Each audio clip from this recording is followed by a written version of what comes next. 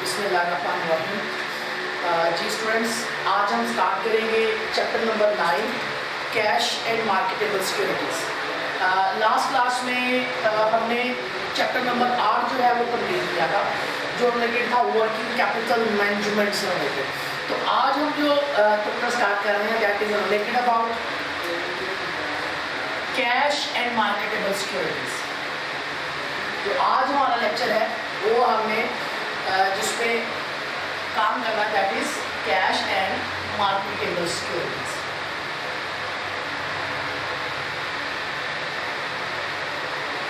पहले हम इसका फर्स्ट लेक्चर में हम इसका प्रैक्टिकल पार्ट कंप्लीट करेंगे, कोशिश करेंगे सेकंड लेक्चर में इसके 4 न्यूमेरिकल हैं वो भी कंप्लीट कर लिए जाए। हम इन 2 लेक्चर्स के अंदर इस चैप्टर को वाइंड अप कर लें।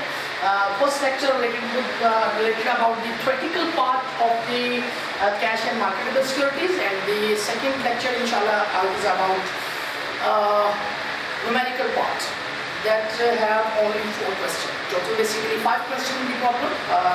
Last question है वो basically numerical part नहीं है, तो हम उसको इग्नोर कर रहे हैं। तो हमारे पास सिर्फ 4 क्वेश्चन बचते हैं इस चैप्टर के, जो हम आज जो नेक्स्ट क्लास में हम इसको इंशाल्लाह कंप्लीट करेंगे।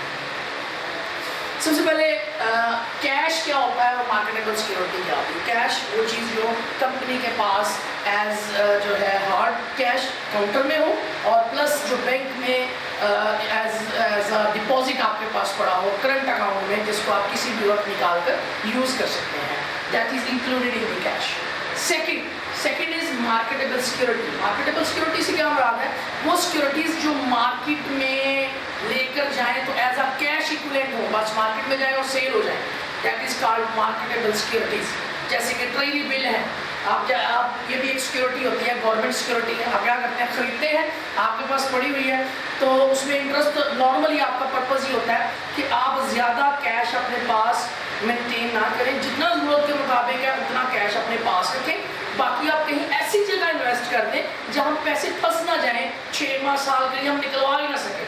आप ऐसी चीज़ों पे इन्वेस्ट करें जहाँ से हमें कुछ रिटर्न भी मिले, लेकिन जब चाहें हम इसको बेचकर अपनी कैश जो है इसको लिक्विडेट फॉर्म में ले आएँ, इसको कैश फॉर्म में ले आएँ। ऐसी सिक्योरिटी को मार्केटेबल सिक्योरिटी कहते हैं, जिसमें आप इन्वेस्टमेंट करते हैं। कुछ सिक्योरिटी होती है जिसमें आपको इंटरेस्ट मिलता है, कुछ सिक्योरिटी होती है जिसमें इंटरेस्ट नहीं मिलता। तो उसमें बेनिफिट क्या होता है कि आप जो सिक्योरिटी है वो डिस्काउंटेड प्राइस में मिल जाती है, और जब बेचते हैं प्रीमियम पे उसको बेचते हैं, तो इस तरह खरीदने और बेचने में जो प्रॉफिट मिल जाता है। जैसे कि ट्रेजरी बिल है, उन पर आप कोई इंटरेस्ट रेट नहीं होता, उनकी जो है डिस्काउंट पे वो खरीदे जाते हैं और प्रीमियम पे बेचकर उनसे नफ़ा कमाया जाता है। तो ऐसी जो सिक्योरिटी जो कि कैश इक्विवेलेंट होती है, हम वहाँ पे इन्वेस्टमेंट कर देते हैं ताकि हमें कुछ ना कुछ प्रॉफिट भी आना शुरू हो, कुछ ना कुछ उससे कमाया भी जाए, और जब हमें कैश की जरूरत हो हम इसको बेचकर इसको कैश में भी कन्वर्ट करवा लें। तो ऐसी सिक्योरिटी को मार्केटेबल सिक्योरिटीज़ कहते हैं। तो कैश एंड मार्केटेबल सिक्योरिटी का कंसेप्ट आपको समझ में आ गया होगा। सबसे पहले हमारे पास जो इसमें पहला पॉइंट है दैट इज मोटिव। मोटिव किसके बारे में है, मोटिव्स ऑफ होल्डिंग कैश। जब हम कैश को होल्ड कर रहे होते हैं उसके डिफरेंट मोटिव्स होते हैं, डिफरेंट ऑब्जेक्टिव्स होते हैं, जिसको हम फुलफिल करने के लिए कैश को होल्ड करते हैं। अगर हमारे ऑब्जेक्टिव में कैश की ज़्यादा ज़रूरत है तो हम कैश ज़्यादा होल्ड करते हैं। अगर हम हमारे ऑब्जेक्टिव में कैश की इतनी ज़्यादा ज़रूरत नहीं है, कम की ज़रूरत है, तो हम कम कैश जो है वो मेंटेन करते हैं। बेसिकली 3 मोटिव होते हैं। Number 1 transaction motive,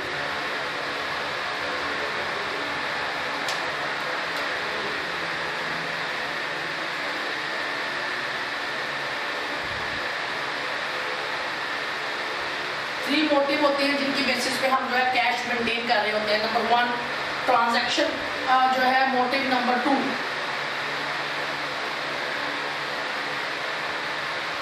speculative motive.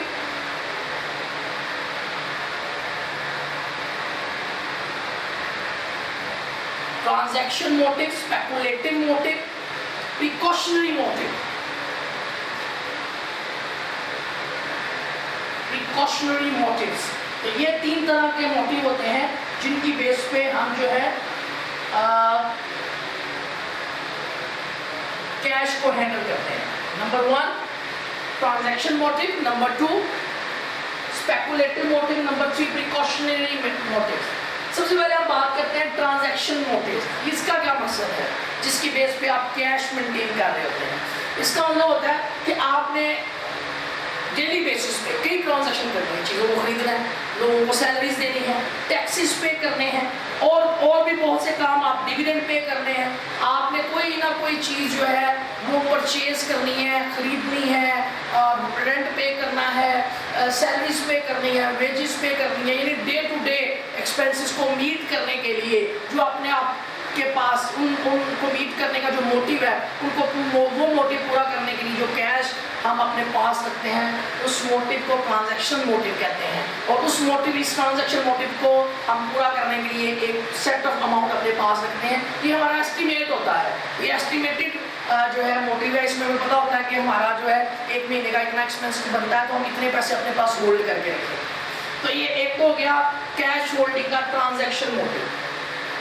जितना वो आपकी मंथली ट्रांजैक्शन होती है, आप अपना कैश जो है वो मेंटेन कर लेंगे। सेकंड है स्पेकुलेटिव मोटिव।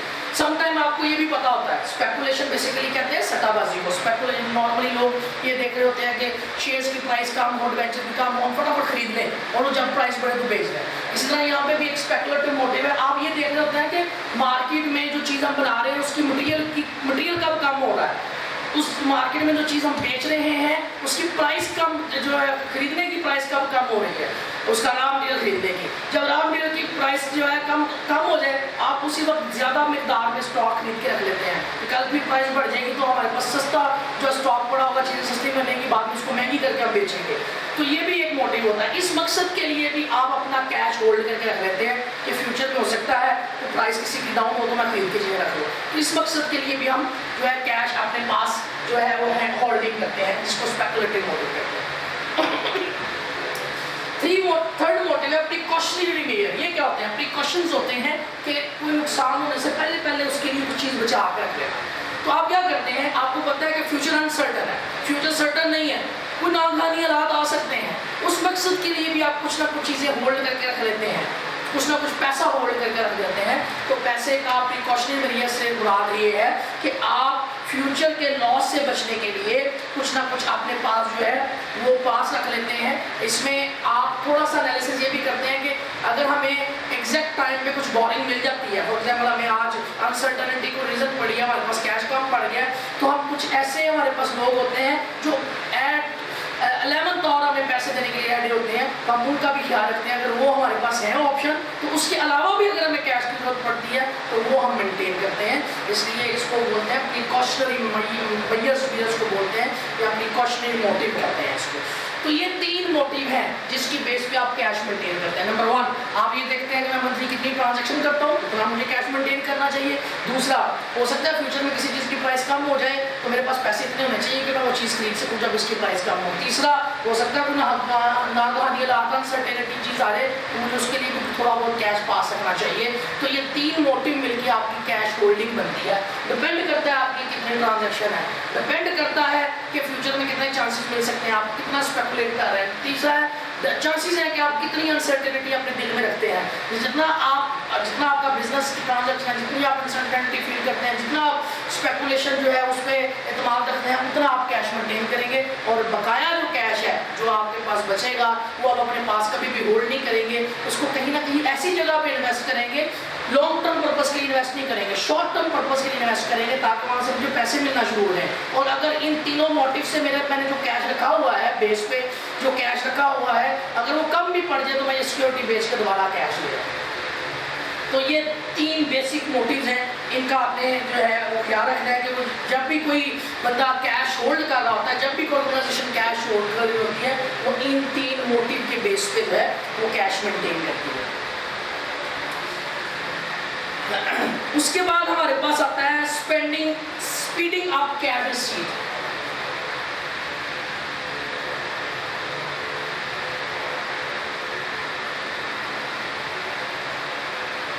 हमेशा हमारे पास कैश के मामले में 2 बातें आती हैं। नंबर 1 पेमेंट, जिसको हम डिसबर्समेंट भी कहते हैं।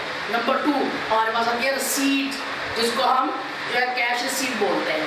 तो 2 टेक्निक्स होती हैं कैश के बारे में। एक होता है स्पीड अप कैश रिसीट, अपने कैश रिसीट को स्पीड अप कर देना, और दूसरी हमारे पास होती है slow down payment, cash payment. Slow down cash payments. ये दो टेक्निक्स होती हैं जिनकी बेस पे आप अपना कैश मैनेज कर रहे होते हैं और मैक्सिमम कैश कोशिश करते हैं जो आपके पास हो, जिसमें लोगों से अगर उधार बेचा है या कुछ चीज़ बेची है तो जल्द अज जल्द कवर किया जाए ताकि हमारे पास कैश आए जो हमारी होल्डिंग रिक्वायरमेंट भी पूरा करें, हम उसको मार्केटेबल सिक्योरिटी में इन्वेस्ट करके इंटरेस्ट भी कमा सकें। और जब हम पेमेंट करनी है तो हम मैक्सिमम डिले करें, क्योंकि जितना हम उसको डिले करेंगे उतने पैसे हमारे मार्केटेबल सिक्योरिटी में लगे होंगे, उतने दिन का हमें इंटरेस्ट मिलता रहेगा। तो इसलिए हम अपनी पेमेंट्स को, हमारे पास दो स्ट्रेटजी होती है, अपनी पेमेंट को स्लो डाउन कर देना और अपनी कैश रिसीट को स्पीड अप करना। इन दो टेक्निक्स पे जो है कैश की ट्रांजैक्शन हम करते हैं जिस बेस पे आप मैक्सिमम इंटरेस्ट कमा सकते हैं। जितना आप उसको स्लो डाउन करते जाएंगे उतना कैश आपके पास उतनी देर ज़्यादा होल्ड रहेगा और जितना आप इसको स्पीड अप करते जाएंगे उतनी जल्दी आपके पास कैश आ जाएगा। जितनी जल्दी आपके पास कैश आ जाएगा उतनी जल्दी आपकी होल्डिंग, कैश होल्डिंग रिक्वायरमेंट पूरी हो जाएगी और उतनी जल्दी आपके बकाया पैसे जो हैं वो मार्केटेबल सिक्योरिटी में या ऐसी तरह की सिक्योरिटी में चल जाएंगे जहाँ से आप अर्निंग कमाना शुरू करेंगे। तो दो मोटिव हैं। सबसे पहले हम बात करते हैं स्पीड अप कैश रिसीट के बारे में। इसमें सबसे पहली वो चीज़ होती है कलेक्शन। जब भी आप कोई ट्रांजैक्शन करते हैं, आपने सेल की है, आपने गुड्स सेल की है, सर्विसेज दी हैं, उसकी बेस पे जो कलेक्शन होनी है वो टाइमली कलेक्शन होनी चाहिए। अगर कलेक्शन टाइमली हो जाएगी तो कैश आपके पास आ जाएगा टाइमली, तो आपकी एक तो होल्डिंग रिक्वायरमेंट पूरी होगी और बाकी पैसे जो है आप इन्वेस्ट जो है कर सकेंगे। इस कलेक्शन में हमारे पास हमें कुछ चीज़ों को फॉलो करना पड़ता है, जिसमें सबसे पहले ही है इस कलेक्शन प्रोसेस को तेज़ करने के लिए तीन जो है वो हम मामला को डील करते हैं। नंबर वन है एक्सपीडाइट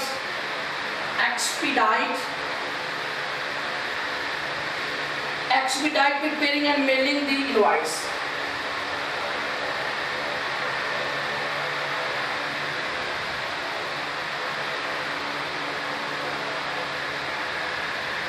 जब आपने चीजें सेल कर दी, एक्सपर्टाइट का मतलब होता है तेज, इसका मतलब होता है तेज, फास्ट। जब आपने चीजें बेच दी तो आप चाहते हैं जल्द अज जल्द कलेक्शन हो जाए। तो अगर जल्द अज जल्द कलेक्शन हो सकते हैं तो पहला स्टेप ये है कि आप तेज करें किस चीज को, इनवॉइस के बनाने और मेल करने के प्रोसेस को।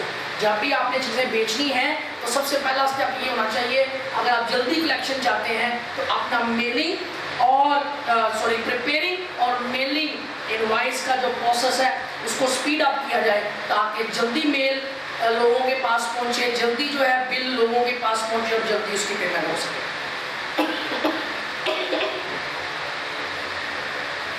Accelerate the payment.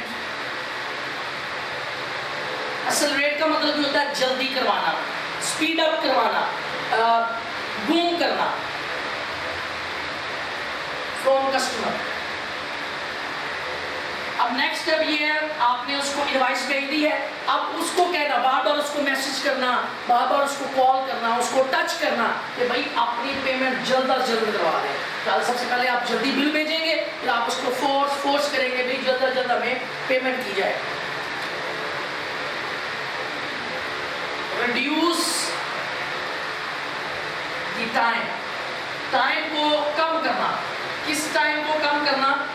जो कि दरमियान आएगा टाइम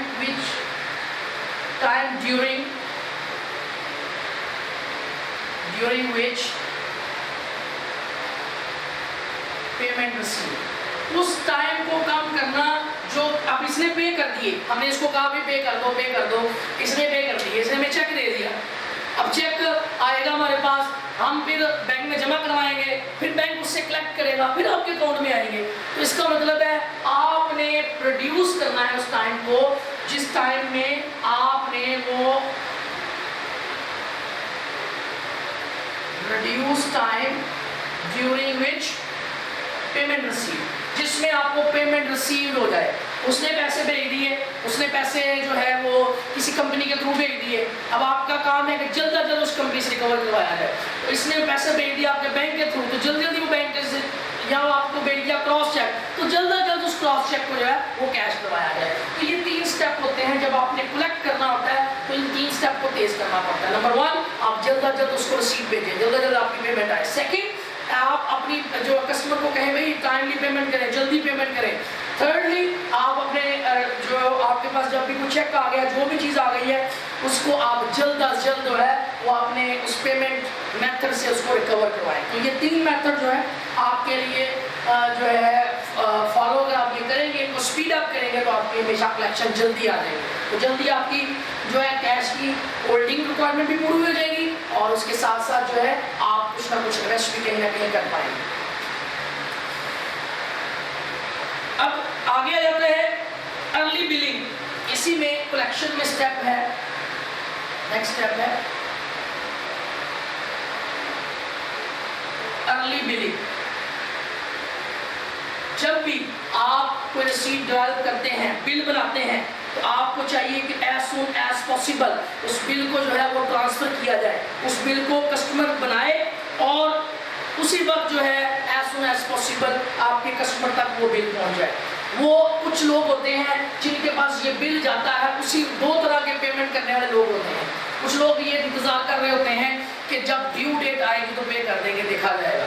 कुछ लोग आते हैं बिल आया उसी वक्त पेमेंट कर दो। तो इसलिए आपको चाहिए कि आप अपना जो है अर्ली बिलिंग दें, ताकि वो लोग जो इस बात का वेट नहीं करते कि ड्यू डेट आए या नहीं आए, हमने जैसे बिल आया पेमेंट कर देनी है, एटलीस्ट आप उन लोगों से पैसे लेने वाले बने। पास प्रकार आप बिलिंग इस तरह की बनाते हैं। बिलिंग बनाने का डिफरेंट ये तरीका होता है कि आप चीज़ों को भेजने से पहले बिल बना के भेज देते हैं, भी इस बिल की पेमेंट करेंगे तो चीज़ें आएंगी, इसको एडवांस पेमेंट कहते हैं। तो ये भी एक होता है कि आप चीज़ें भेजने से पहले अर्ली बिलिंग कर दें, आप पहले से एडवांस बिल उसको भेज दें और कहें भाई इसकी पेमेंट करेंगे तो चीज़ें पहुँचेंगी आपके पास। तो ये भी एक मेथड होता है अपनी कलेक्शन को स्पीड अप करने का। उसके बाद एक हमारे यहाँ पाकिस्तान में तो नहीं यूज होता, लेकिन अमेरिका में यूज होने वाली चीज है, that is called lock box. अब ये लॉक बॉक्स क्या है? जो कंपनीज होती हैं उन्होंने एक बॉक्स खरीद लेते हैं पोस्ट ऑफिस के पास, जो है जिस तरह बैंकों के पास लॉकर्स होते हैं, इस तरह पोस्ट ऑफिस के पास दूसरी बॉक्सेस होते हैं और उस बॉक्सेस को ऑथोराइज कर दिया जाता है अपने बैंक को। और बैंक को कहा जाता है कि जब भी हमारी कोई रसीद आएगी, जब भी हमारा कोई चेक आएगा तो आपको इस बॉक्स में मिलेगा। आप बैंक क्या करता है, अब आपके पास कोई रसीद आती है, आप बैंक में जाते हो सकता है आप डिले हो जाए, लेट हो जाए, पेमेंट लेट हो जाए। अब जो है वो बैंक जो है उस बॉक्स से लिंक्ड है। वो अब तो इलेक्ट्रॉनिक वे आ गया, पहले इलेक्ट्रॉनिक वे नहीं होता था। तो डेली बेसिस पे बैंक से आपका बंदा बैंक से जाता है, वहाँ से जितनी भी मेल इनवॉइसेज है या चेक्स है, जो भी चीज़ें पड़ी हैं उसको ला के एंटर करके आपके अकाउंट में पैसे डिपॉजिट करता है। लेकिन अब चूंकि ऑनलाइन सिस्टम है तो अब आपका बैंक उस बॉक्स के साथ लिंक्ड है। आपके पास जितने भी चेक आए आपने उस बॉक्स में ट्रांसफर किए, उस बॉक्स से ऑटोमेटिकली आपके पास जो है थ्रू ऑनलाइन वे, यानी वो चेक की कॉपीज होती हैं, वो चेक की जो है वो पिक्चर्स होती हैं जो आपने उस बॉक्स में फेंकी, उस बॉक्स से फिर वो बैंक के पास चलेगी, बैंक उससे कनेक्टेड था, बैंक ने वो बॉक्स से सारे चेक उठाए और आपकी सी पेमेंट रिसीव कर दी। तो ये भी एक जो है फास्टेस्ट वे है आपकी पेमेंट जो है रिसीव करने का। इसको इलेक्ट्रॉनिक लॉक बॉक्स कहते हैं, जो आजकल यूज होते हैं, that is called electronic lock box, जो कि बैंक कंपनीज यूज करती हैं। कंपनीज में अपना एक बॉक्स लेती हैं।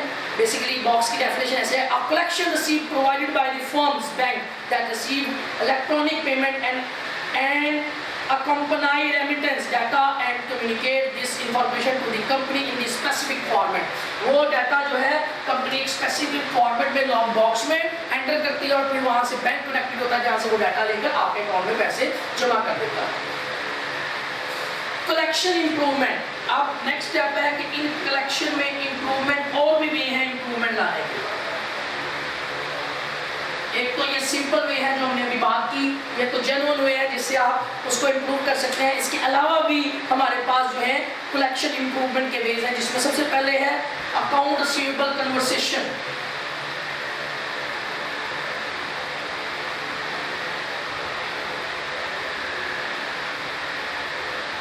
कन्वर्जन, जिसको CRC भी कहते हैं, सॉरी ARC भी कहते हैं, अकाउंट रिसीवेबल कन्वर्जन। अब ये क्या है? ये एक प्रोसेस है जिसके जरिए आपके जो अकाउंट रिसीवेबल्स हैं वो कन्वर्ट हो जाते हैं कैश में through electronic method. Account receivable conversion, account receivable convert into the cash, आपके जो अकाउंट रिसीवेबल है वो ऑटोमेटिकली कैश में कन्वर्ट हो जाते हैं इलेक्ट्रॉनिक वे के जरिए। जिस तरह हम अभी कस्टमर को कहते हैं भाई आपसे पैसे लेने हैं अकाउंट में ट्रांसफर कर दो, उसी वक्त घर में बैठा हुआ नेट पे बैठ के आपके अकाउंट में ट्रांसफर कर देता है। तो that is called account receivable conversion. तो अ प्रोसेस, ये एक प्रोसेस है कन्वर्जन का, by which paper cheques are converted into the automatic clearing. कहता है आपके जो पेपर चेक्स है, पेपर चेक नहीं करने, आपने कोई चेक काट के नहीं देना, सिर्फ ऑटोमेटिकली आप कन्वर्ट कर रहे हैं ऑटोमेटिक क्लियरिंग हाउस के जरिए। डेप्टिक एट लॉक बॉक्स और other collection sites, it reduce availability float associated with cheque clearing. तो वो जो दोबारा दरमियान में जितने भी प्रोसेस है चेक क्लियरिंग के दरमियान, वो सारे के सारे खत्म हो जाते हैं इलेक्ट्रॉनिक वे के जरिए। आप एक अकाउंट रिसीवेबल जो है वो ट्रैक, तो ये भी एक पेमेंट को तेज करने का तरीका है। इवन जो आपको चेक दे, चेक आपके पास है, आप बैंक में जाएं, बैंक से जो है आप अगले बैंक के पास जाए, वहाँ से कैश रिकवर करवाए, फिर आपके पास पैसे पहुँचे, तो आप ये अकाउंट रिसीवेबल कन्वर्जन मेथड जो है यूज़ कर लेते हैं, जिससे आपकी पेमेंट बूस्ट अप हो जाती है। एक और वे होता है चेक 21 एनी जो है ये भी हम यूज़ करते हैं, लेकिन ये चूँकि फॉरेन कंट्रीज़ की जो है वे ऑफ मेथड है हमारे पास यूज़ नहीं होता, तो हम इसको इग्नोर करके आगे बात करते हैं। रिमोट डिपॉजिट कैप्चर एक और वे है इम्प्रूविंग कलेक्शन इम्प्रूवमेंट का, that is called remote deposit capture.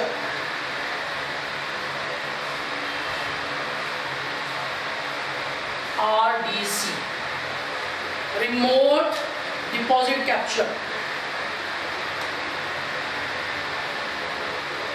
इसमें हम क्या कहते हैं, ये रिमोट वे है डिपॉजिट कैप्चर। आपके पास कुछ चेक आया, बैंक वालों ने कहा आप पहले वे आपके पास ये है कि आप चेक लेके बैंक के पास आए, इसमें आपको रिमोट कर दिया गया। आपको क्या कर दिया गया है, आप क्या करें, चेक की तस्वीर बनाए और बैंक को भेज दें, बैंक उसको खुद ही वेरीफाई करके आपके अकाउंट में पैसे जमा कर देगा। अब आपने चेक की तस्वीर बनाई, उसने चेक काटा, तस्वीर बनाई, आपको भेज दिया। आपने चेक की तस्वीर आगे अपने बैंक को भेज दी, उसने पिक उठाई और अगले बैंक को भेज दी, वहाँ से पेमेंट आई, आपके अकाउंट में जमा हो गई। तो ये एक फास्टेस्ट वे है जो कि जिसको हम रिमोट डिपॉजिट कैप्चर भी कहते हैं।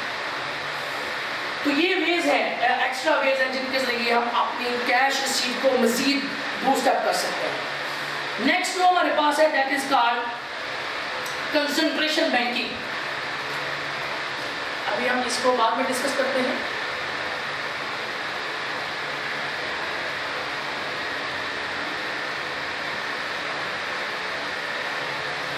कंसंट्रेशन बैंकिंग,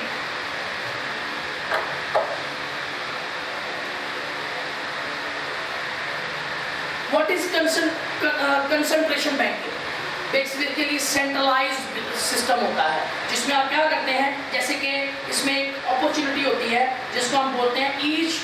बेसिकली इसके एडवांटेजेस क्या हैं, इसमें सेवरल फैक्टर यूज होते हैं, इसमें मोस्ट कंसंट्रेशन बैंकिंग के बहुत से फायदे भी हैं। बेसिकली होती क्या है, बेसिकली क्या है कि आपका जो कैश है, the movement of cash from lock box और field banks into the firm central cash pool.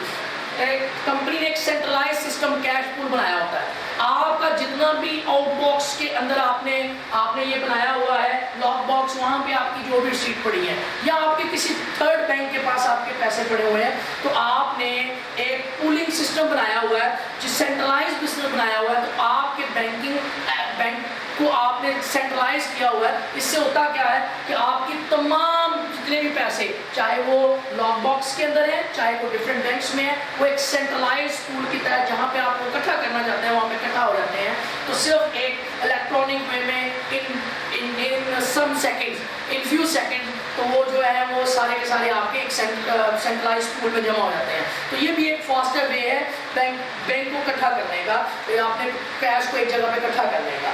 इसके डिफरेंट फायदे हैं, जिसमें सबसे पहली बात है ये जो इंप्रूव करता है control over in cash flow and out cash flow.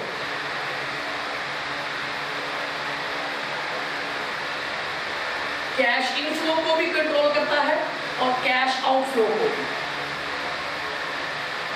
अगर आप कैश इनफ्लो से मुराद है, अगर कोई कैश आया है that is called cash inflow. And cash outflow से बताता है जो आपके बिजनेस से कैश गया है। तो ये बेसिकली कंट्रोल करता है कि जो कैश आपके पास आया है वो जल्द से जल्द आपके जो है वो आपके पास आ जाए, आपके अकाउंट में एक सेंट्रलाइज जो पूल बनाया हुआ है उसके अंदर आके सबमिट हो जाए। और अगर कैश फ्लो आउटफ्लो हो तो आपको पता हो कि कैश कहाँ पे आउट जा रहा है, किस जगह पे जा रहा है। ये दोनों चीज़ें जो है इफेक्टिवली मैनेज होती हैं कंसंट्रेशन बैंकिंग में। सेकेंड है रिड्यूस आइडल बैलेंस। आइडल कहते हैं वो बैलेंस जो आपके पास कैश पड़ा हुआ है लेकिन डिफरेंट बैंक्स में पड़ा हुआ है। अब आपको आइडिया नहीं है डिफरेंट बैंक्स में कितने कितने पैसे पड़े हुए हैं, तो वो पड़े हैं कहीं यूज नहीं हो रहे, बिल्कुल बेकार पड़े हैं। तो सेंट्रलाइज पूलिंग का क्या फायदा होता है कि जब सारे अकाउंट का पैसा जो है सब जगह पे एक जगह पे पूल हो गया तो आपको कंफर्म हो जाता है अच्छा एग्जैक्ट मेरे पास इतने पैसे हैं, इसमें से मेरी इतनी रिक्वायरमेंट है, बाकी जो पैसे हैं वो एक्सेस है, वो एक्सेस है और आइडल है, वो यूज नहीं हो रहे, तो आप उनको किसी ना किसी अच्छी जगह उसको मार्केटेबल सिक्योरिटी में या कहीं ना कहीं इन्वेस्टमेंट करके आप उससे इंटरेस्ट कमा सकते हैं। तो इसमें आपका जो आइडल बैलेंस है वो रिड्यूस हो जाता है। और ये अलाउ करता है इफेक्टिव इन्वेस्टमेंट। आप किसी इफेक्टिव जगह पर जो आपका आइडल कैपिटल है उसको किसी इफेक्टिव जगह पर इन्वेस्ट कर सके। तो ये पूलिंग फंड जब आपके पास होता है तो आपको पता है कि एक्सेस कैपिटल निकल आया है, वो आइडल था, कहीं पे यूज नहीं हो रहा, आइडल आपने रिड्यूस किया, वहां से निकाला और किसी अच्छी जगह पे आप उसको इन्वेस्ट कर सकते हैं जहाँ पे आप इंटरेस्ट कमा सकते हैं।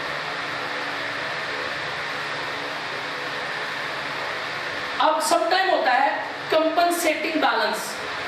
कंपनसेट का मतलब होता है जब आप बैंक को जितने भी हमें बेसिकली खिदमात दी है उसने, जैसे कि हमारा सारा फंड पूल करके हमारे पास लिया है, हमारी जगह पे पेमेंट की, हमारी जगह पे रसीट्स की उसने, तो ये तमाम जितने भी बैंक्स ने काम किए हैं उसके सर्विस चार्जेस काटने हैं, क्रेडिट लोन जो लोन दिया है उस पर इंटरेस्ट वगैरह काटना है, या जो आपको लोन दिया है उसकी डिडक्शंस करनी है, ये सारे के सारे बैंक ने आपसे पैसे काटने हैं। दैट इज का कंपनसेशन। ये हम उसको कंपनसेट कर रहे हैं, जो उसने सारी फैसिलिटी हमें दी है उनको जो है उसके बदले में कुछ ना कुछ हम पे कर रहे हैं। दैट इज का कंपनसेटिंग बैलेंस। तो इसके लिए आप डिमांड डिपॉजिट जो है, जितना डिमांड बैंक करता है इतना आपके पास बैंक में होना चाहिए। ये वो बैलेंस है जो हमने आपको लोन देना है, जो हमने आपको इंटरेस्ट आप पे चार्ज होना है, या जो हमने आपके चार्जेस काट देने हैं कि उनके बदले कंपनसेट हो जाएगा, तो कुछ ना कुछ आपको मेंटेन करना पड़ता है। That balance is called compensating balance. तो जब आप कंसंट्रेशन बैंकिंग के थ्रू काम कर रहे हो तो आपको कुछ ना कुछ कंपनसेटिंग बैलेंस जो है वो मेंटेन करना होता है। एक और चीज होती है जो है कंसंट्रेशन बैंकिंग में, जिसको हम बोलते हैं depository transfer cheque. Depository transfer check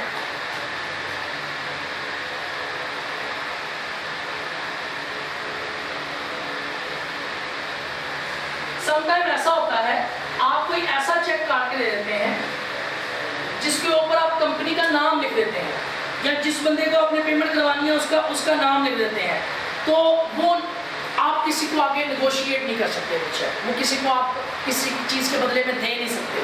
तो ऐसा नेगोशिएबल चेक जो कि कंपनी के नाम के साथ हो, जो कि उसी के बैंक अकाउंट में जाए, ऐसे बैंक को डिपॉजिटरी ट्रांसफर चेक करते हैं कि जिस बंदे का डिपॉजिट जो जिस बंदे के अकाउंट में पैसे जाने चाहिए उसी को ट्रांसफर हो। ऐसा चेक जिसको आप देना चाह रहे हैं उसी के अकाउंट में डिपॉजिट हो, that is called depository transfer cheque कहलाता है।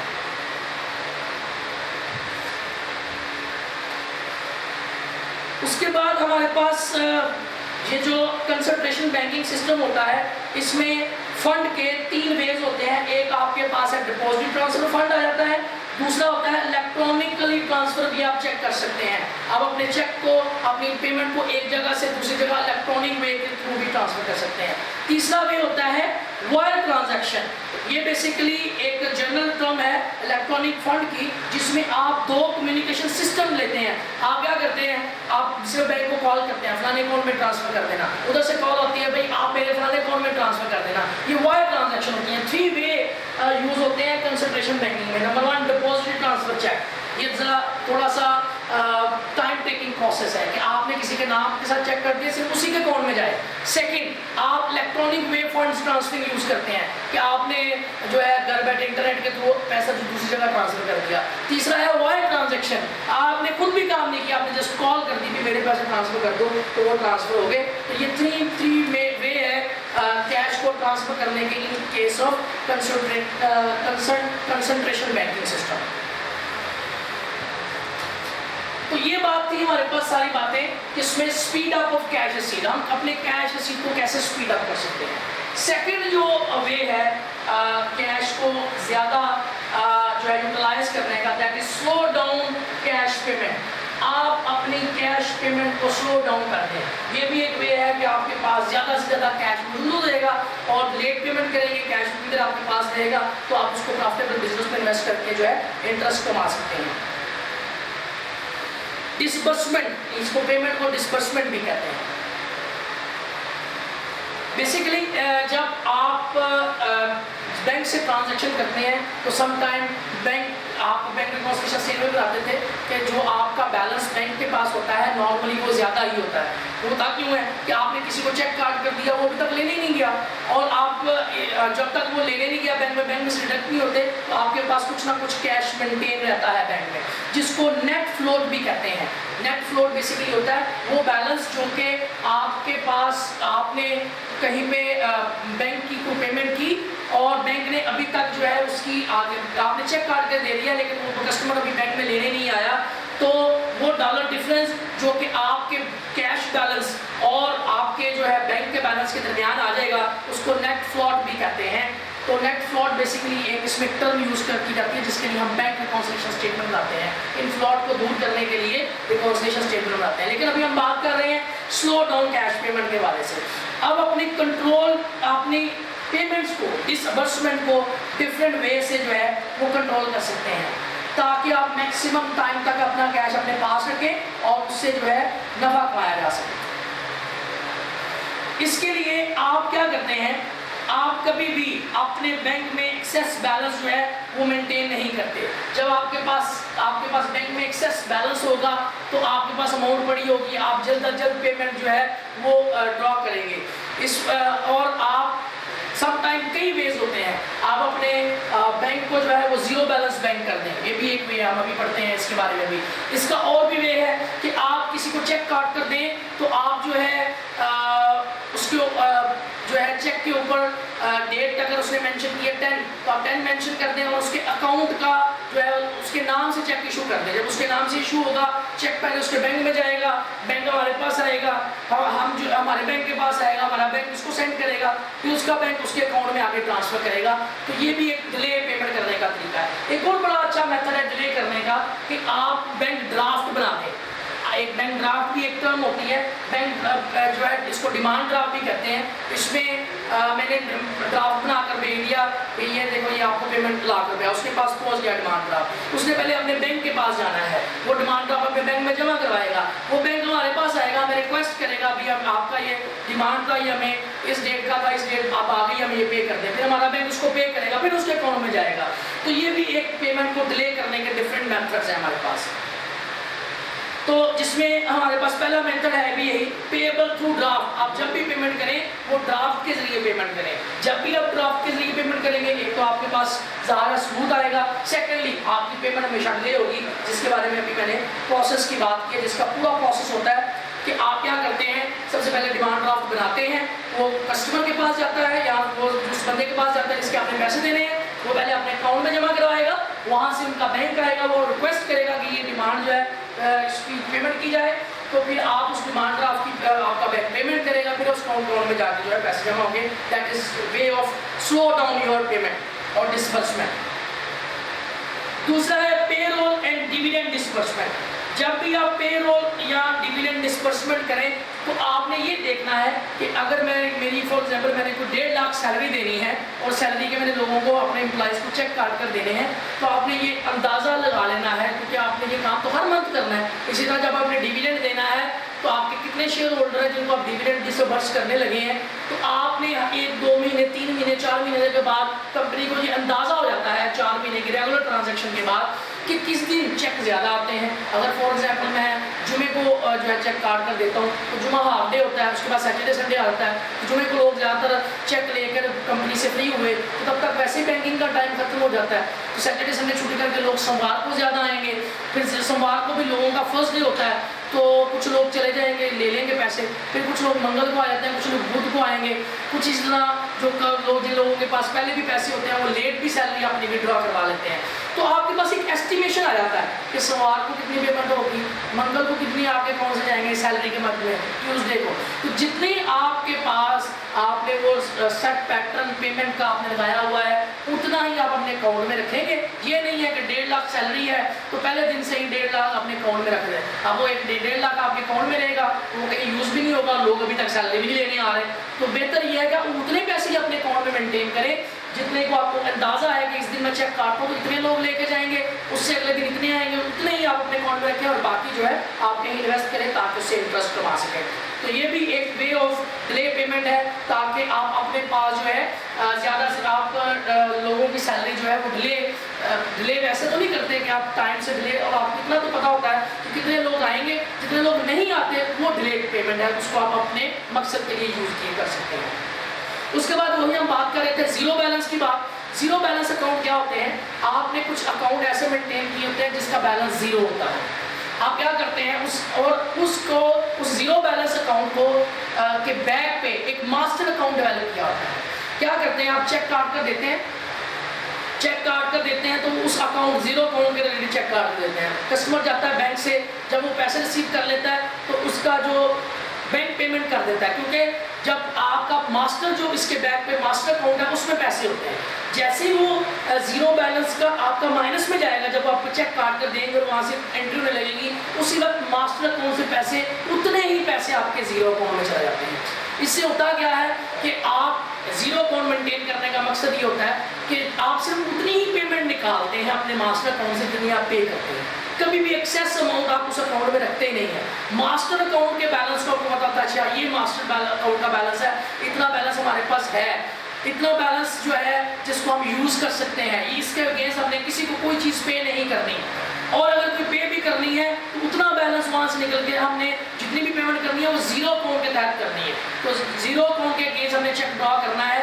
जब भी जीरो अकाउंट के अगेंस्ट चेक ड्रॉ करेंगे आपका जो है मास्टर अकाउंट से पेमेंट जीरो अकाउंट में आएगी, और जब जीरो अकाउंट माइनस हो जाएगा और उस पर टाइम टेकिंग प्रोसेस होता है, 1 डे डिले पेमेंट भी हो सकती है कि आप बैंक ने चेक काट कर पैसे दे दिए, आपका वो माइनस स्टैंड हो गया, नेक्स्ट डे जो है वो माइनस जो है वो जीरो में कन्वर्ट होगा, नेक्स्ट डे मास्टर अकाउंट से पैसे ट्रांसफर होंगे। तो ये भी एक डिले, 1 डे डिले हो गया। तो इसी तरह ये डिले करने के पेमेंट करने की वजह ताकि मैक्सिमम टाइम तक आप अपना कैश को यूज कर सकें। नेक्स्ट है रिमोट एंड कंट्रोल डिस्बर्सिंग। अब ये क्या होती है रिमोट एंड कंट्रोल? रिमोट कहते हैं कि आप किसी कंपनी आप चेक काट कर दे रहे हैं, कुछ ऐसा चेक काट कर दे दें कि एक कस्टमर आपका एक शहर में रहता है, आपने जो चेक काट कर दिया वो किसी रिमोट एरिया का है, तो क्या होगा, वो जब उस एरिया में जाएगा कैश लेने के लिए तो पहले बात तो ये सोचेगा यार इतनी दूर का बैंक है, मैं कुछ 1-2 दिन बाद 4 दिन जब फ्री होऊंगा चला जाऊंगा, और सेकेंडली वो ये 4 दिन बाद जाएगा भी तो काफ़ी दूर बैंक है, वहाँ पे जाएगा, जाकर कैश चेक जमा करवाएगा। अगर तो काउंटर चेक है तो उसी वक्त कैश मिल जाएगा, अगर काउंटर चेक नहीं क्रॉस चेक है तो किसी और के अकाउंट में, या वो कोशिश करेगा अगर क्रॉस चेक है तो अपने ही बैंक में जमा करवाए, वो बैंक जो है दूसरे बैंक जाएगा, वहाँ से लाएगा रिमोट एरिया से, उसको भी टाइम टेकिंग जो है प्रोसेस होगा। तो ये आपने रिमोट जो है रिमोट डिस्पर्सिंग का मतलब जो है आपने ऐसा चेक काट कर दिया जो किसी रिमोट एरिया का है जहाँ पे लोगों का आना जाना बहुत कम है। अगर आप क्रॉस चेक भी काट कर दें, वो कस्टमर अपने बैंक को भी दे तो वो भी टाइम लगाएगा, अगर वो खुद भी जाए तो पहले वो फ्री टाइम निकालेगा या जाने में टाइम लगाएगा, तो इसको हमारी पेमेंट लेट हो जाएगी। That is called remote disbursement. ये भी एक वे होता है कि आप मैक्सिमम डिले कर सकें पेमेंट को और आप कैश को यूज़ कर सकें फॉर इन्वेस्टमेंट पर्पज।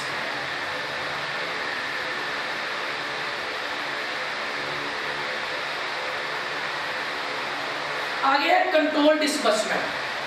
रिमोट की समझ आ गई होगी, डिस्बर्समेंट की भी समझ आ गई। डिस्बर्समेंट से मुराद है पेमेंट, और रिमोट की बात समझ आया system in which the firm direct check to the drawn on a bank that is geographically remote from its customer, so as the maximum check clearing time, ताकि उसका maximum time लगे, आपने geographically वो काफी remote area था, वहाँ पे जाने में लाने में time लगे।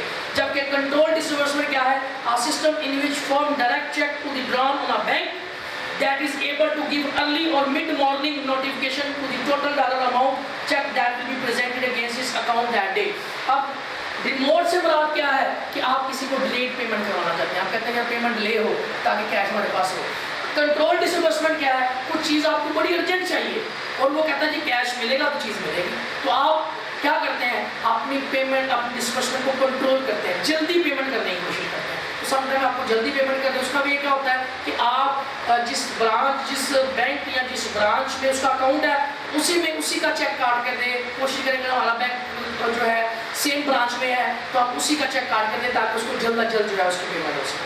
तो ये कंसेप्ट है basically remote and control disbursement. Electronic commerce क्या होता है? एक छोटे छोटे से 2-3 कंसेप्ट है, जिसमें पहला कंसेप्ट है इलेक्ट्रॉनिक कॉमर्स, डेफिनेशन आती होगी उसमें ये चीज़ बाकी पूछी जा सकती है। तो इलेक्ट्रॉनिक कॉमर्स क्या होता है? बेसिकली इंटरनेट के थ्रू, इलेक्ट्रॉनिक मीडिया के थ्रू चीज़ों की ट्रेडिंग, इंफॉर्मेशन की ट्रेडिंग जो है वो कहलाती है इलेक्ट्रॉनिक कॉमर्स, इलेक्ट्रॉनिक कॉमर्स। जबकि इलेक्ट्रॉनिक डाटा इंटरचेंज क्या है कि अगर आप नेट के थ्रू एक इंफॉर्मेशन, एक डाटा एक कंपनी से दूसरी कंपनी को ट्रांसफर करें, that is called electronic data interchange. एक टर्म और यूज करते हैं इलेक्ट्रॉनिक फंड ट्रांसफर। एक बैंक से दूसरे बैंक में आप ट्रांसफर करते हैं, घर बैठे नेट के थ्रू बैठे हुए हैं, वेबसाइट ओपन करें, अपना अकाउंट लॉगिन करें और फंड ट्रांसफर कर दें, that is called electronic fund transfer. एक स्विफ्ट कोड यूज होता है, स्विफ्ट कहते हैं, स्विफ्ट हमने अक्सर कोड सुना होगा जो कि शॉर्ट एब्रीविएशन है society of world wide interbank financial telecommunication. इसको स्विफ्ट कोड हमें अक्सर आते होते हैं कि हम टेलीकम्युनिकेशन के जो कोड हैं, जो अब आप एक मुल्क से दूसरे मुल्क में फंड ट्रांसफर करें तो जो कम्युनिकेशन बैंक्स के दरमियान होती है उसका कोड मिलता है आपको।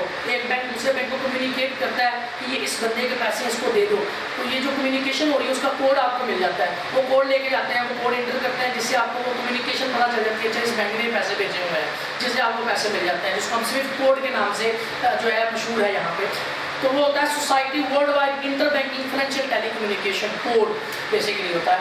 तो ये क्या होती है? ये कम्युनिकेशन होती है एक इंटरनेशनल बैंक की दूसरे कंट्री के बैंक के साथ के जो पेमेंट हुई है उससे मुतल्लिका जो कम्युनिकेशन होती है, दैट कम्युनिकेशन का स्विफ्ट कम्युनिकेशन।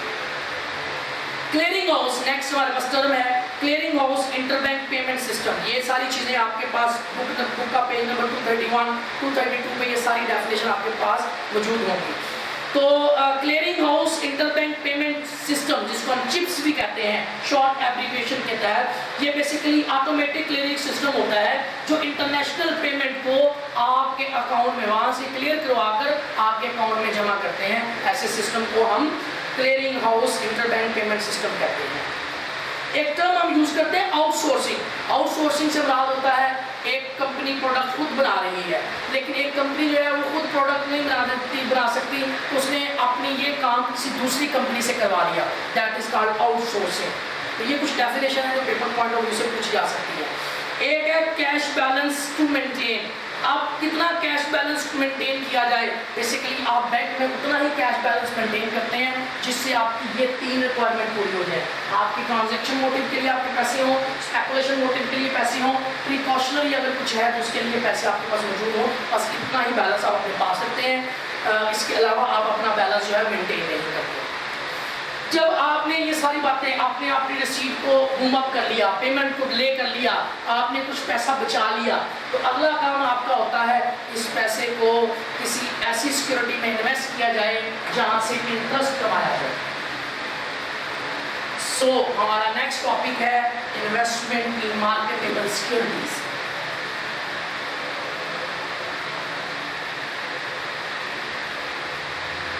सबसे पहले हमने कैश की बात की, कैश मैनेजमेंट से रिलेटेड बात की, रिसीट ऑफ कैश के बारे में, जल्दी कैसे रिसीट हो सकती है, आप पेमेंट डिले कैसे कर सकते हैं। अब आपने पेमेंट को डिले भी कर लिया और जल्दी पैसे भी वसूल कर लिए, अब आपके पास पैसे बच गए हैं इन्वेस्टमेंट पर्पज़ के लिए, तो इन्वेस्टमेंट इन्वेस्टमेंट किसमें करनी है? इन्वेस्टमेंट इन मार्केटेबल सिक्योरिटीज में।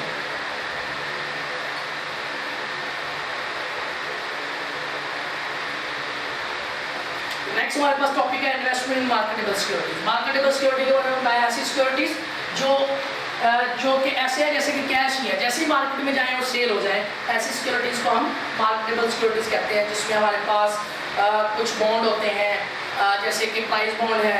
इसी तरह कुछ हमारे पास जो है सिक्योरिटीज होती है, जैसे कि हमारे पास है ट्रेजरी बिल होते हैं। इन जो कि मार्केट में जाए उसी वक्त कैश में सेल हो जाए, ऐसी सिक्योरिटी को मार्केटेबल सिक्योरिटीज कहते हैं। इसमें हम कौन सी इन्वेस्टमेंट करते हैं? जो हमारी रिक्वायरमेंट से कैश ऊपर हमारे पास पड़ा है, ताकि अगर फ्यूचर में हमें कोई कैश की जरूरत पड़ भी जाए तो हम जो है मार्केटेबल सिक्योरिटी को सेल करके जो है हम अपनी कैश की रिक्वायरमेंट पूरी कर सकें। इसमें बेसिकली आप 3 सेगमेंट बनाते हैं, जिसको एक पाई चार्ट में उन्होंने डिस्कस किया है। 3 सेगमेंट बनाते हैं। फर्स्ट सेगमेंट क्या होता है?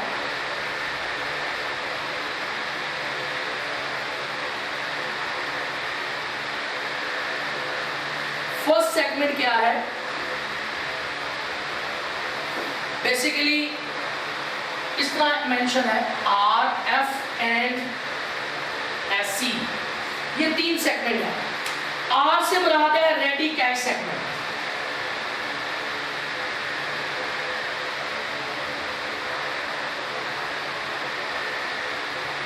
एफ से मुराद है फ्री कैश सेगमेंट।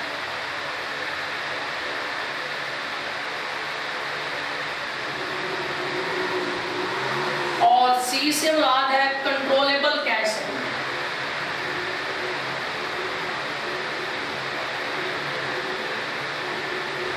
आपके पास जो एक्सेस कैश था उसके आपने 3 सेगमेंट बनाए। सबसे पहले आपने कैश रिसीव्ड अर्ली कर ली, कैश पेमेंट को डिले किया, आपके पास कुछ ना कुछ कैश बच गया, उस कैश के आपने 3 सेगमेंट्स बनाए। किस मकसद के लिए? मार्केट सिक्योरिटी में इन्वेस्टमेंट करने के लिए। पहला सेगमेंट है रेडी कैश सेगमेंट, दूसरा सेगमेंट है कंट्रोलेबल कैश सेगमेंट, तीसरा है free segment, free cash segment, free cash segment basically. तो ये क्या होते हैं? रेडी कैश सेगमेंट क्या है, कंट्रोलेबल कैश सेगमेंट क्या है और फ्री कैश सेगमेंट क्या है? सबसे पहले हम बात करते हैं कंट्रोलेबल कैश सेगमेंट की, फिर हम बात करते हैं रेडी कैश सेगमेंट की, फिर हम बात करेंगे फ्री कैश सेगमेंट। तो कंट्रोलेबल कैश सेगमेंट क्या होता है? ऐसा कैश सेगमेंट जिसको आप जो चीज़ें आपने कंट्रोलेबल एक्सपेंसेस के लिए करनी है। लेट्स से आपको पता है कि महीने में कितनी परचेज होगी, आपको पता है महीने में कितना टैक्स पड़ेगा, आपको पता है महीने में कितनी जो है वो आपके अदर एक्सपेंसेस आएंगे, तो that is called control cash segment. आपको पता है कि ये कैश कितनी देर तक हमारे पास रहेगा, कितनी देर तक मैंने इसको मार्केटेबल सिक्योरिटी में रखना है और कितनी देर बाद मैंने इसको निकलवा लेना है। That is called control cash segment. दूसरा है कंट्रोलेबल, जिसको हम कंट्रोल कर सकते हैं। आपने security for meet controlling outflow cash taxes and dividend, आपने जो है इन्वेस्टमेंट उसमें कर दी कैश में, और आपको पता है आपने महीने बाद टैक्स पे करना है, आपको पता है आपने महीने बाद रेंट पे करना है, आपको पता है महीने बाद डिविडेंड पे करना है। तो ये आपने ऐसी मार्केटेबल सिक्योरिटी में इन्वेस्ट करना है जो कि 1 महीने का बाद हम उसको सेल कर दें, 1 महीने में हम उससे प्रॉफिट कमाएं, जब हमारे पेमेंट का टाइम आए तो हम मार्केटेबल सिक्योरिटी बेचें, पैसे लें और अपने डिविडेंड और बाकी चीज़ें जो है वो पे करें। इवन ये ना करें कि पहले दिन से लेकर 30 दिन तक कैश पास रखा हुआ है, जब डिविडेंड का टाइम आया तो पे कर दिया, ऐसा नहीं करेंगे। इस कैश का हमें पता है ये कंट्रोलेबल कैश है, ये हमने फलानी तरीक को देना है, इधर से लेकर उस देर तक हमारे पास ये वैसे ही पड़ा हुआ है, हम इसको मार्केटेबल सिक्योरिटी में इन्वेस्ट कर देंगे, लेकिन वो कंट्रोलेबल कैश सेगमेंट होगा, हमें पता है कि कब हमने इस सिक्योरिटी को बेचकर इससे पैसे जो है रिकवर करवाकर ये अपने खर्चे पूरे कर रहे हैं। आगे हमारे पास है रेडी कैश सेगमेंट, ऐसा कैश जो कभी भी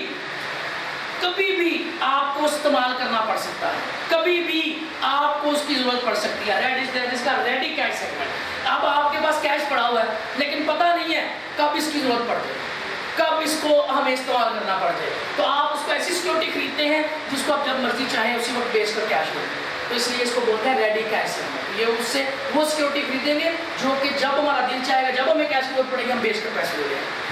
आखिरी है फ्री कैश सेगमेंट, ये कैश फ्री है, इससे आपने जो अनइवन चीज़ें वो भी पूरी कर ली, इससे जो है कंट्रोलेबल जिसका हमें पता था कब कब एक्सपेंस होगा वो भी पूरे कर लें। और ये कैश फ्री है, ये आपने रखा ही मार्केटेबल सिक्योरिटी के लिए।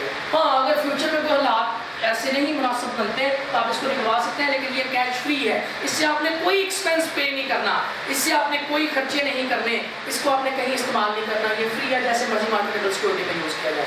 तो ज़्यादा जो पोर्शन होता है वो रेडी कैश का होता है, तो किसी वक्त आपको कैश की जरूरत पड़ जाएगी, और उससे कम पोर्शन कंट्रोलेबल का होता है। जो कंट्रोलेबल खर्चे होते हैं वो रेडी कैश से उनकी ज़रा कम अहमियत होती है, क्योंकि ये महीने बाद पे करने कहीं ना कहीं से मैनेज हो ही जाएंगे। जो फास्ट कैश होता है उसका बड़ा थोड़ा, फ्री कैश होता है उसका ज़रा थोड़ा सा जो है पोर्शन होता है, क्योंकि आपके पास थोड़ा पोर्शन बचता है जो कि किसी भी मामला पे यूज़ नहीं होता, इसलिए इसको हमने एक पाई डायग्राम में इसको डिस्कस किया है। अगर आप इसका पेज नंबर जो है इन्वेस्टमेंट पोर्टफोलियो पेज नंबर 235 और 236 ग्राफ के ऊपर और नीचे वाला डाटा डिटेल से पढ़ेंगे तो ये सारी बातें आपको समझ में आ जाएंगी। आगे कुछ चीज़ें होती हैं एसोसिएटेड, जो हम मार्केट स्टेबल सिक्योरिटी में इन्वेस्टमेंट कर रहे होते हैं, जिसको उसने नाम दिया है variables related to investment in marketable security. जब भी आप मार्केटेबल सिक्योरिटी में इन्वेस्टमेंट करते हैं तो आप जो है कुछ चीज़ों का ख्याल रखते हैं, जिसमें सबसे पहली चीज़ है सेफ्टी।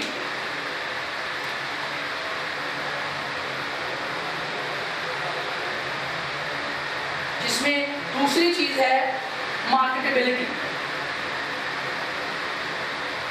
और तीसरी और आखिरी जो चीज़ है इसमें that is called interest yield. जब भी आप किसी सिक्योरिटी में इन्वेस्टमेंट करते हैं तो इन तीन चीज़ों का ख्याल रखते हैं। नंबर 1 सेफ्टी, आप जिस मार्केटेबल सिक्योरिटी में इन्वेस्ट करना चाह रहे हो वो सेफ भी है कि नहीं, ये तो नहीं कि उसमें कोई लॉस है, ये तो नहीं कि सिक्योरिटी ऐसी है उसमें रिकवरी ना हो। सबसे पहले आप उसकी सेफ्टी चेक करते हैं।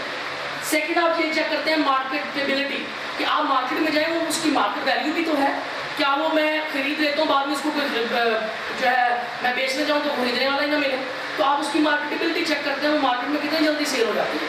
तीसरी आप चेक करते हैं अच्छा ठीक है सेफ भी है, वो मार्केट में सेल भी हो जाता है, अब ये देखने से हमें नफ़ा कितना कमा सकते हैं, हम इससे इंटरेस्ट कितना कमा सकते हैं, बेचकर पैसे कितने मिलते हैं, कम का खरीदेंगे इसकी प्राइस बढ़ के बिकेगा कि नहीं, या इससे सूद कितना मिलता है। तो इन तीन चीज़ों की बेस पे हम मार्केटेबल सिक्योरिटी को जो है सिलेक्ट कर रहे होते हैं। वो सिक्योरिटी जो ज़्यादा से ज़्यादा सेफ हो, वो सिक्योरिटी जिसकी मार्केटेबिलिटी अच्छी हो, मार्केट में जाए जल्दी सेल हो जाए। नंबर 3 जिसमें आपको अच्छा यील्ड अच्छा इंटरेस्ट मिले तो आप वो उसमें जो है इन्वेस्टमेंट करते हैं, जिसमें इंटरेस्ट में दो चीज़ें शामिल, यील्ड में दो चीज़ें शामिल होती है। एक इंटरेस्ट, कुछ सिक्योरिटी होती है सिर्फ इंटरेस्ट दे रही होती है, उनकी मार्केट प्राइस नहीं बढ़ती।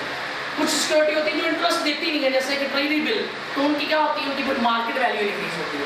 तो ये इस तरह आप यील्ड कमा सकते हैं। यील्ड को कैलकुलेट करने के जो टाइप्स हैं वो डिफरेंट है, और इसको कैलकुलेट करने के मेथड भी डिफरेंट है, जिसमें यील्ड का पहला टाइप है bound equivalent yield.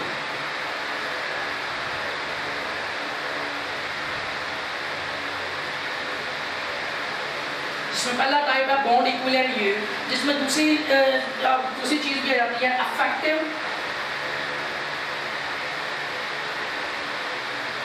Interest rate yield, effective annual yield.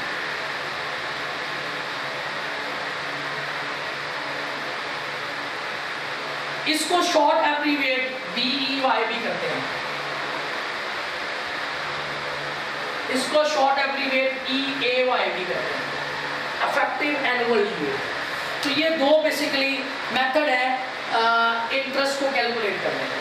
एक एग्जांपल के साथ हम इन दोनों मेथड को सॉल्व करते हैं। एक एग्जांपल अगर आप पेज नंबर 237 देखें तो उसमें एग्जांपल दी हुई है कि आपने 1000 रुपये का ट्रेजरी बिल है, ट्रेजरी बिल है, एग्जांपल दी हुई है आपके पास एक, जिसमें बोल रहा है कि ट्रेजरी बिल की फेस वैल्यू 1000 है, जबकि उसकी सेलिंग वैल्यू जो मिल रहा है इस टाइम परचेजिंग वैल्यू ये उसकी फेस वैल्यू है उस बिल की। ट्रेजरी बिल है, ट्रेजरी बिल वो होता है जिसपे इंटरेस्ट नहीं मिलता, फेस वैल्यू उसकी है 1000 रुपये, लेकिन उसकी परचेजिंग वैल्यू इस टाइम वो मार्केट में हमें सस्ता मिल रहा है जो कि 956 रुपये का है। तो इस पर 44 रुपये जो है वो यील्ड है, यही इसमें इंटरेस्ट होता है, इसके अलावा इसमें कोई इंटरेस्ट नहीं होता है। उसके बाद अगर अब आप ये बता दें कि उसका बॉन्ड इक्विवेलेंट यील्ड क्या होगा। अब इसमें देखें, आपको पता है ट्रेजरी बिल है, ट्रेजरी बिल पे जो प्रॉफिट हो रहा है वो 44 है। वो किस बेस पे होता है कि एक चीज़ मार्केट में 1000 रुपये की है, आपको 1000 के सस्ती की मिल जाएगी, जब आप बेचने जाएंगे तो आप 1000 की सेल कर सकते हैं। तो जितना डिफरेंस है दैट इज 44, वो आपका प्रॉफिट है, इसमें कोई भी इंटरेस्ट नहीं मिलता। अब हम ये चेक कर रहे होते हैं कि अगर इसमें 44 रुपीज़ जो है वो हमें डिविडेंड मिल रहा है, 44 जो है वो हमें प्रॉफिट मिल रहा है, ये कितने परसेंट है। अगर मैं इसको बॉन्ड में इन्वेस्टमेंट करता हूँ और बॉन्ड में मुझे 10% सूद मिल रहा है, तो क्या वो 10% सूद मेरे लिए ज़्यादा है या ये 44 रुपये यहाँ पे मिल रहे हैं ये ज़्यादा है। ये चीज़ चेक करने के लिए आप निकालते हैं बॉन्ड इक्विवेलेंट यील्ड, यानी ये जो 44 रुपये मुनाफा हुआ है उसको आप बॉन्ड के यील्ड के इक्विवेलेंट लेके आते हैं, फिर कंपैरिजन करते हैं कि बॉन्ड से हमें प्रॉफिट हो रहा है या इससे, जिसमें ज़्यादा प्रॉफिट होगा उसकी तरफ हम इन्वेस्टमेंट करेंगे। तो ये हमारा इन्वेस्टमेंट डिसीजन इस पर पेंडिंग होता है। उसके लिए आपको बॉन्ड इक्विवेलेंट यील्ड, क्योंकि आपने यील्ड को देख के इन्वेस्टमेंट करनी है ना। अब एक तरफ कहता है कि बॉन्ड 10% इंटरेस्ट दे रहा है, दूसरी बार आपको ट्रेजरी बिल पे $44 नजर आ रहे हैं, कैसे कंपैरिजन करेंगे। उसके लिए आपको बॉन्ड इक्विवेलेंट यील्ड निकालना पड़ता है। तो बॉन्ड इक्विवेलेंट यील्ड का फार्मूला होता है, इसको कैलकुलेट करने का हमारे पास फार्मूला है, that is face value minus purchase value. F P से बराबर परचेज वैल्यू, पी से फेस वैल्यू, पी से जब बराबर purchase value divide by purchase value, फिर हम उसको परचेज वैल्यू पे डिवाइड कर देते हैं।